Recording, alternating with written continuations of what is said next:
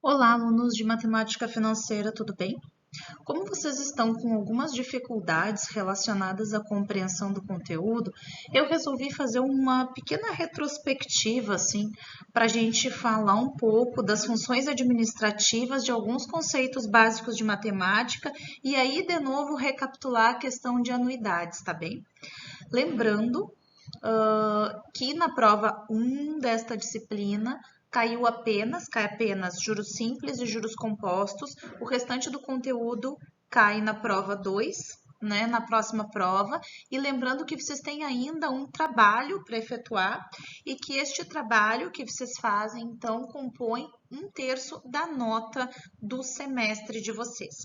Lembro ainda que as questões que eu tenho colocado ali no Moodle para vocês efetuarem vão servir para um ponto extra na disciplina, tá bem? Então façam, é um ponto extra, tá?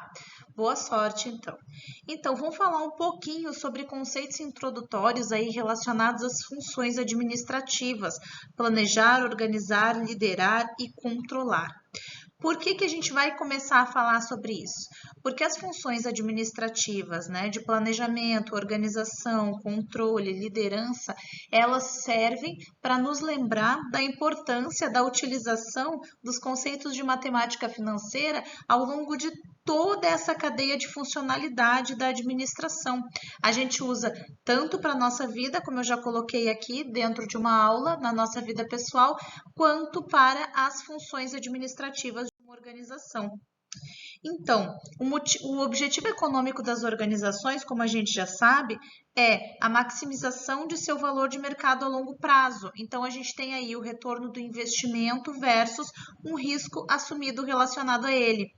O lucro, então, ele possibilita o quê? A melhoria e a expansão dos serviços e produtos e o cumprimento das funções sociais, pagamento dos impostos, remuneração adequada, investimento em melhoria ambiental. A estrutura organizacional, né, de uma empresa ou da área de finanças, no geral, é essa daqui, tá? Que tá aqui. No geral, por quê? Porque depende de cada tipo de empresa, né? Depende do tamanho da empresa, depende de como é que a empresa se organiza na atualidade.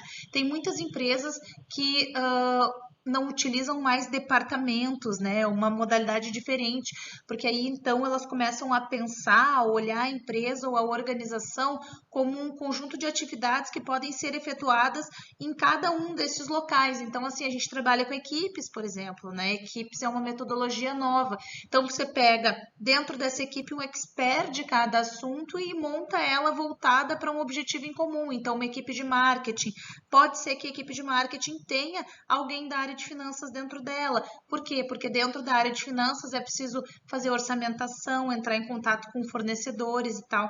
Então, assim, a área de finanças nem sempre é só uma parte da organização, às vezes ele permeia, né, essa organização.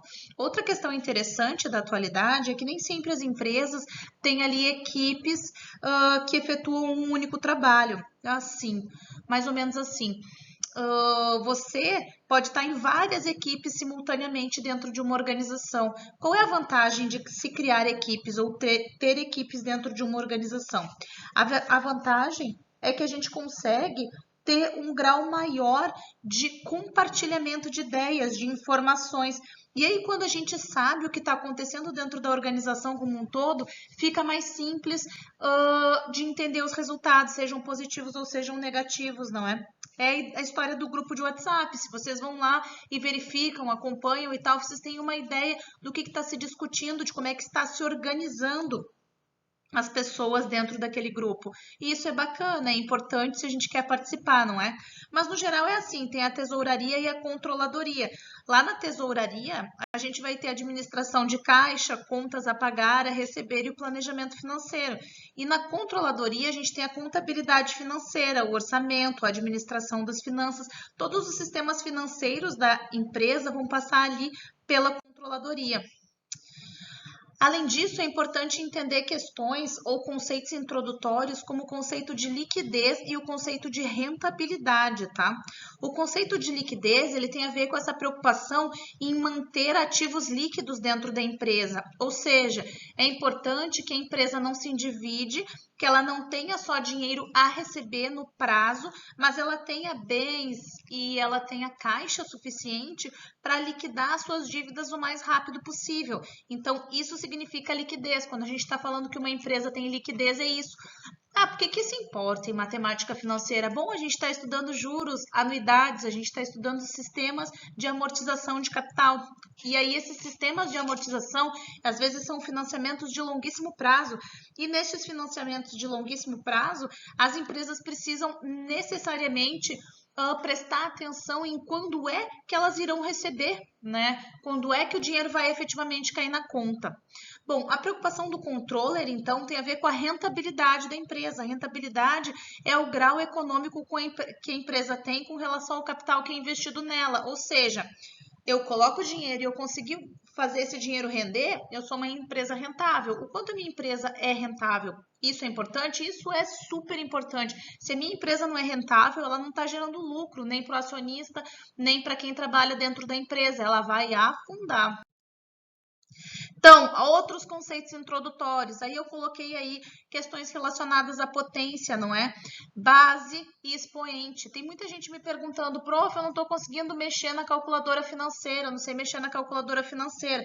Vou colocar na aula de hoje também um videozinho sobre como é que vocês mexem na calculadora financeira, porque para mim online também é difícil, mas assim, ó, vocês podem, vocês mesmos, usar a calculadora financeira nos estudos, a calculadora financeira do computador de vocês. Ela também tem duas posições, né? Tipo a do celular, tá? Ó, vou abrir, inclusive, para mostrar para vocês a calculadora do celular. Quando ela tá assim, ela é uma calculadora simplinha. E aí, se ela faz assim, ela pode também calcular a base. Ai, a minha não virou, parabéns. Mas se ela faz assim, ela pode calcular a base, tá? Se ela pode calcular a base, ela pode calcular a potência. No geral, tem lá um x elevado no y. Aí tu vai lá e clica no número 3. Daí tu aperta no x elevado na y e aperta no número 9. Que resposta tu vai ter? Tu vai ter 3 elevado na nona potência, tá bem? Então, é o número, a x elevado no y e o outro número. E aí, tu vai ter o número final dessa potência, tá bem? O inverso de um número, o inverso de quarto, por exemplo, é 1/4 ou 0,25. A radiciação também é a mesma coisa. E eu sempre peço, usem calculadora, usem planilha de Excel para fazer isso, tá? A raiz de 16 é o quê? É 16 elevado no 1 sobre 2. A raiz quarta de 81 é 81 elevado na 1 no 1 sobre 4, né? Que é para a gente conseguir fazer, então, o inverso da radiciação. Logaritmo também, a gente tem algumas funções logarítmicas ali, só que daí, assim, uma coisa interessante das funções de logaritmo é o seguinte, que elas, quando aparecem nas contas de juros simples ou juros compostos, elas não vão aparecer na tabela SAC, não vão aparecer na Price e nos materiais que a gente vai ver daqui para frente, tá? Quando o logaritmo aparece, no geral, a gente pode também resolver essa questão por tentativa e erro, né? Por aproximação. E essa é uma dica que eu dou, inclusive, para quando vocês fazem concurso, tá? Porque concurso às vezes não pode levar calculadora. E aí vocês ficam nervosos pensando nas respostas. Lembrem que vocês podem resolver por tentativa e erro e às vezes é mais fácil de responder. Se não, usem sempre a calculadora de vocês, tá bem? Só apertar ali no log que vai aparecer o logaritmo também. Outras questões importantes, a nomenclatura. Dependendo do autor, a gente tem nomenclatura distinta, né? O P, que é o principal, pode ser o valor presente, pode ser ali o PV, que é present value, pode ser o capital, mas tudo é a mesma coisa, tá falando do valor naquela presente data. O montante, que é o valor do principal mais os juros que foram pagos, não é? O montante, às vezes, pode ser o valor futuro, o future value, que é a mesma coisa, valor futuro em inglês. Pode ser S de montante em inglês e também M e também F. Então, assim, várias nomenclaturas para dizer a mesma coisa. Prestem atenção nos concursos, né, com relação a isso. A prestação também, a prestação pode ser PMT, pode ser A e pode ser R, mas tu está falando da prestação, que é o valor pago naquele mês, por exemplo. I é a taxa de juros, sempre I. E N é o período ou prazo, sempre N, é o tempo. Então, I é a taxa de juros, N é o tempo, R é a prestação, S o montante e P o principal, o valor. Agora a gente vai falar sobre anuidades ou séries. Eu já dei alguns slides sobre anuidades ou séries, já dei também uns exercícios no final do slide sobre anuidades ou séries, e agora eu vou retomar anuidades ou séries fazendo vídeo antes de a gente dar continuidade ao restante da disciplina. Ok, então, vamos para anuidades ou séries. A definição de anuidades, rendas certas, prestação ou série de pagamentos, não é? Corresponde a toda e qualquer sequência de entradas e saídas de caixa com o objetivo de amortizar uma dívida ou de um montante. São sucessões de pagamento ou recebimentos exigíveis em épocas pré-determinadas destinadas a extinguir uma dívida ou constituir algum capital. Então, anuidades ou séries são aquela sequência de valores que todos os meses ou anos você vai depositar de forma contínua, né? E que vão determinar, então, ou uma extinção de uma dívida que você adquiriu, ou um pagamento relacionado a algum valor que você vai deixar rendendo. Por exemplo, a aposentadoria, né? Pode ser considerado. Por exemplo, a amortização de um empréstimo, amortização de financiamento de casa, amortização de financiamento de carro. Que mais que pode ser considerado aqui? Pensão, enfim, toda série de pagamentos pré-determinada é considerada uma série ou uma anuidade ou uma renda certa. Então, simbologia, de novo. R é cada pagamento, prestação ou série, né?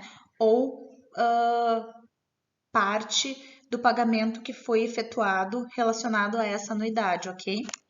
O P é o valor atual da anuidade, é o principal, ou o valor presente ou o capital inicial, é como ele vai estar ali escrito. O S é o valor futuro, ou valor futuro da anuidade, montante ou capital a constituir. N é o número de prestações e I é a taxa de juros de novo.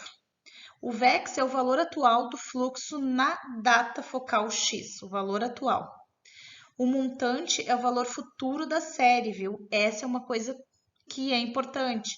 Não é o somatório dos pagamentos, é o valor no futuro dessa série de pagamentos. Quanto é que ela vai custar lá no futuro, tá? Então, classificação das séries, elas são classificadas quanto ao prazo, à periodicidade, quanto ao valor e quanto ao momento dos pagamentos. Então, quanto ao prazo, elas podem ser consideradas temporárias ou infinitas. Temporárias são pagamentos ou recebimentos por tempo determinado, quanto ao prazo. Então, você vai pagar 12 prestações, 24, 34. Infinitas são os pagamentos ou recebimentos que se perpetuam eternamente. Vou dar um exemplo. Eu esqueci o nome da atriz agora, de uma atriz. Ela ficou bem velhinha e aí alguém se comprometeu, a uma atriz francesa, a pagar para ela. Ela tinha um apartamento lindíssimo, enfim. E aí com cerca de 70 anos, mais ou menos, tá? Ela ficou muito sem dinheiro e alguém se comprometeu a pagar para ela uma pensão para o resto da vida dela, contanto que quando ela falecesse, ele ficaria com o apartamento, tinha um contrato e tal. Tem uma história até relacionada a isso, né? Porque diz o seguinte, porque o que aconteceu? Dizem que ela viveu 106 anos, que foi uma das pessoas mais velhas a viver, né, na Terra, 106, 110 anos. Eu não lembro exatamente o tempo, tá, galera? Mas foi isso. E a história engraçada com relação a isso é que a pessoa que se comprometeu a ficar com o apartamento faleceu antes dela. E aí os filhos assumiram a dívida. Dizem que ela teria trocado de lugar com a filha, ou que ela tinha falecido e a filha teria ficado no lugar dela, por isso que ela viveu tanto. Enfim, essas histórias que não há como confirmar, ok? Mas aí é um prazo de pagamento, uma série com prazo de pagamento infinito. Então, eles vão se perpetuar, nesse caso, eternamente, até a morte ou falecimento dela. Quanto à periodicidade, elas podem ser periódicas, com intervalo de tempo iguais ou constantes, todos os meses, né?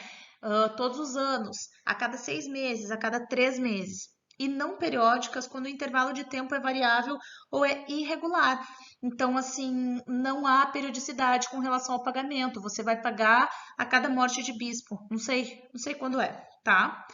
Quanto ao valor das prestações, eles podem ser fixos, todos os valores são iguais, ou podem ser variáveis, quando os valores variam, são distintos. Às vezes os valores variam por conta de uma taxa, né, mensalmente, ou às vezes os valores variam porque tem algum índice, alguma questão ali relacionada, ou porque eles previam que os valores iriam variar anualmente, alguma coisa assim, tá?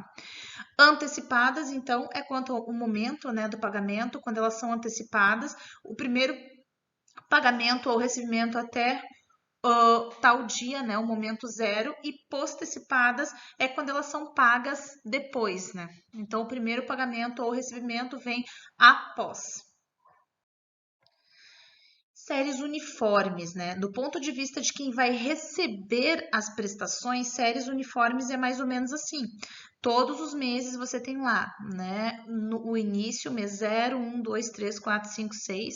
E aí tu tem lá a taxa que é de 3%. E aí você tem lá uma série de pagamentos. Todos os meses você recebe quanto? R$ 600.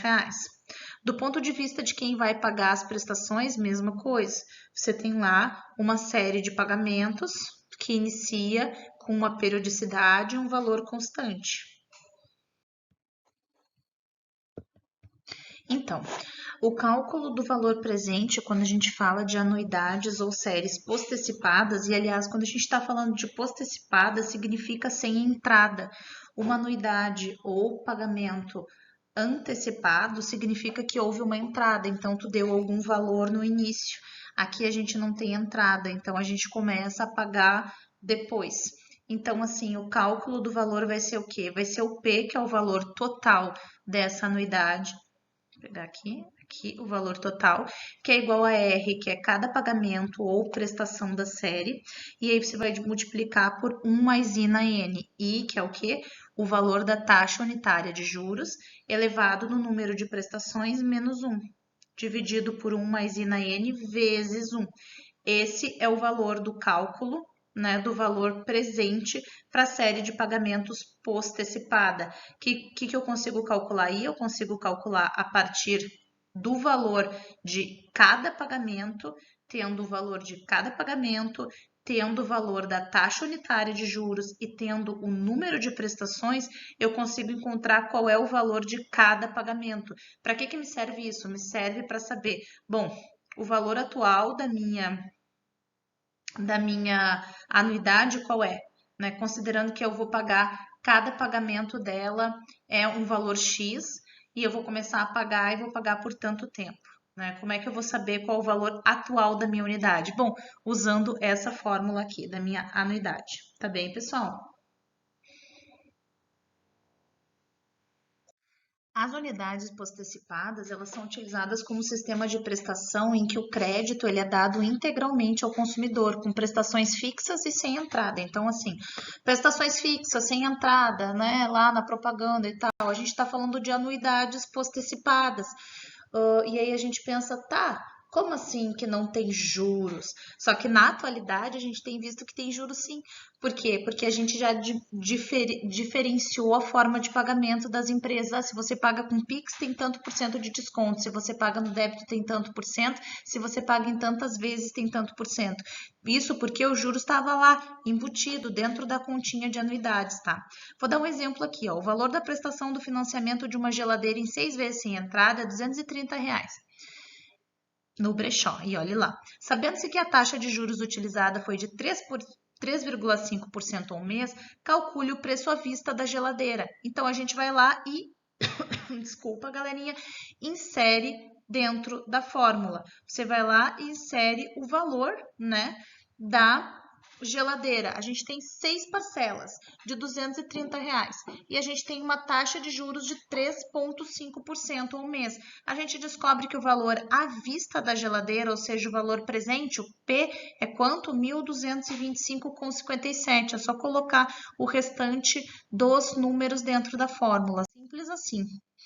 Então, o cálculo do valor presente para pagamento de séries de pagamento antecipada, ou seja, olha ali, ó, tá vendo aqui no momento zero tem uma entrada mais um valor, modifica levemente a fórmula, e aí tá ali a fórmula atualizada. Para entender, a gente vai ter então um exercíciozinho também, um exemplo.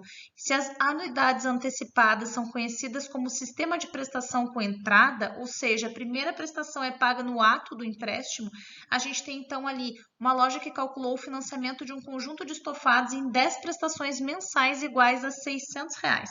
A primeira delas na entrada. A gente sabe que o crediário da loja utiliza uma financeira cuja taxa de juros é 2,5% ao mês. Então, qual seria o valor dos sofás à vista?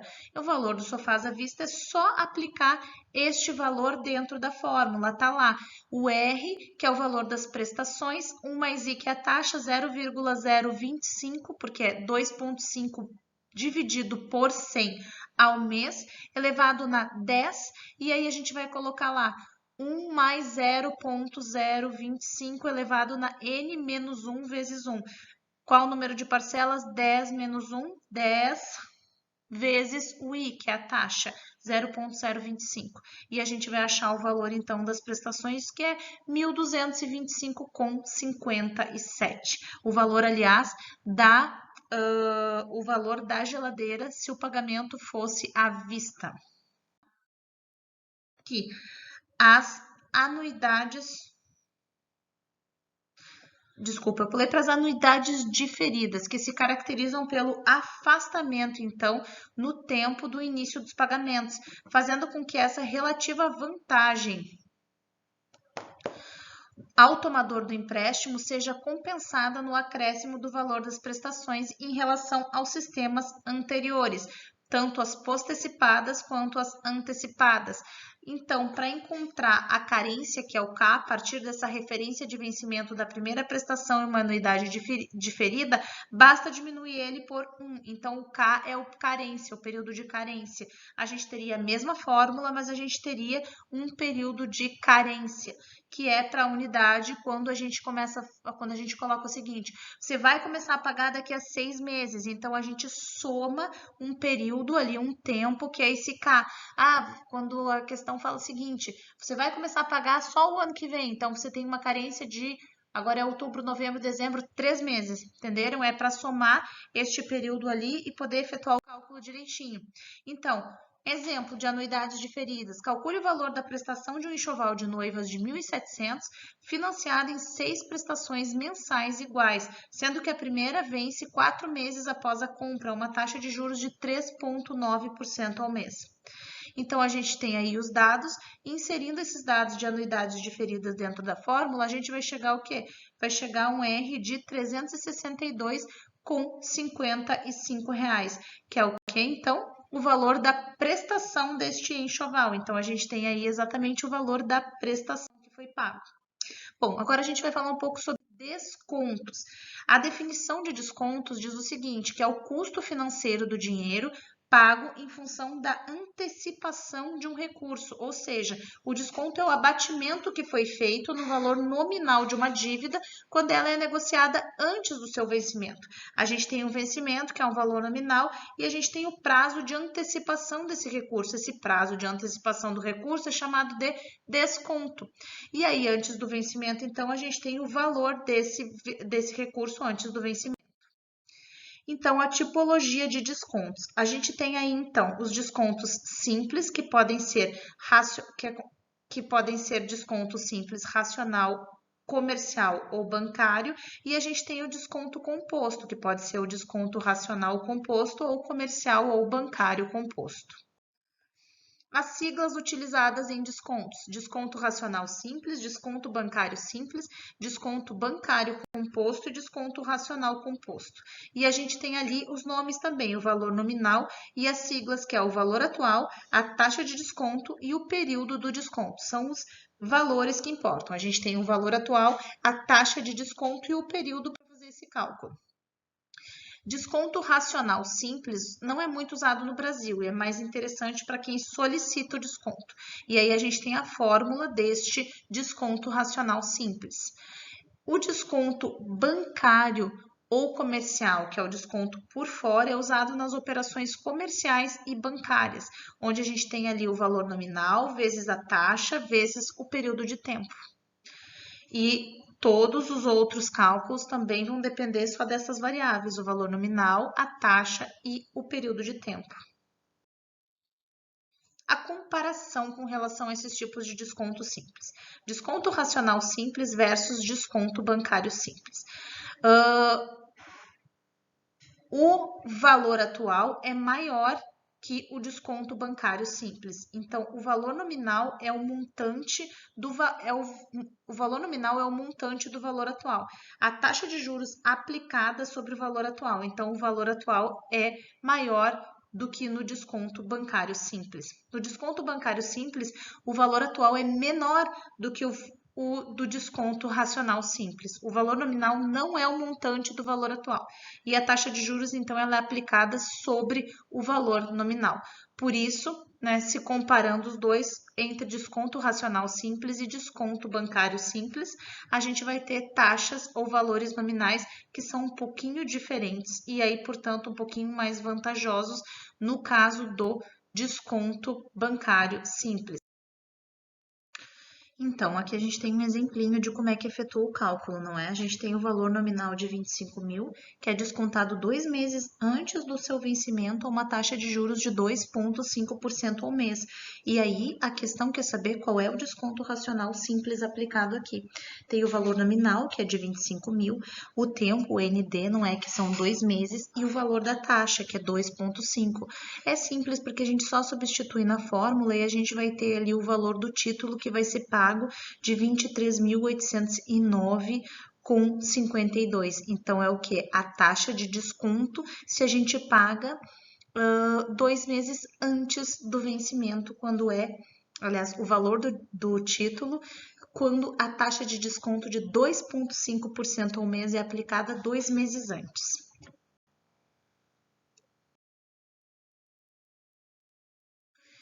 Então, desconto bancário simples, comercial ou por fora é quando a gente tem aí um título de valor nominal de 25 mil, é descontado 2 meses antes, a mesma taxa de juros, e qual é o valor de desconto bancário simples. E aí a gente tem uma outra fórmula. No desconto bancário simples, o valor deste título é então de R$ 23.750, porque o valor do desconto é o valor que a gente acha na fórmula. Então, a gente pega lá o valor nominal, que é 25 mil, desconta o valor do desconto e a gente tem ali o valor do título, que é R$ 23.750. Descontos compostos, então, a gente tem desconto racional composto e a gente tem desconto bancário composto, com as formulazinhas do desconto ali também. Para entender melhor, a gente vai para os exercícios deles, não é? E aí a gente tem ali um valor nominal de 25 mil, que é descontado 2 meses antes do vencimento a uma taxa de juros de 2,5% ao mês. Qual é o desconto racional composto? O desconto racional composto, então, é uma outra formulazinha. A gente só substitui todos os valores na fórmula e a gente vai ter o valor do desconto racional composto, que é de 1.204,64, tirando o valor nominal dessa taxa, né? Tirando o valor nominal, que é de 25 mil, menos o valor do desconto, a gente vai ter, então, o valor que a gente vai ter, que a gente vai receber pagando antecipadamente, ou a gente vai pagar pagando antecipadamente, de acordo com o desconto racional composto. O desconto bancário composto, então, também tem uma fórmula própria. E aí, se a gente tem exatamente o mesmo tipo de questão, a gente substitui dentro da fórmula e a gente vai ter um valor de 1.234,37 de desconto bancário composto. O que significa isso? Que cada uma destes valores destas fórmulas aplicam, dão resultados diferentes, dão uma pequena diferença na hora de você calcular descontos, não é? E aí a gente tem lá desconto simples e desconto composto, e a gente consegue comparar, porque nós temos aí todos os valores das fórmulas. O maior valor é o do desconto racional simples, e aí o menor valor é o do desconto bancário simples. Então, ali o desconto bancário simples dá o valor de 23.750 e o maior valor 23.809. O desconto racional composto e o bancário composto também dão valores bem parecidinhos. Para que serve isso? Para a gente ter uma ideia de qual tipo de desconto é mais vantajoso ou não na hora de a gente fazer um negócio, ok? Aqui tem a bibliografia. Eu espero que vocês tenham entendido e a gente tem um apanhadinho de questões para vocês efetuarem lá na aula de descontos, tá bem? Bons estudos, boa sorte, beijos!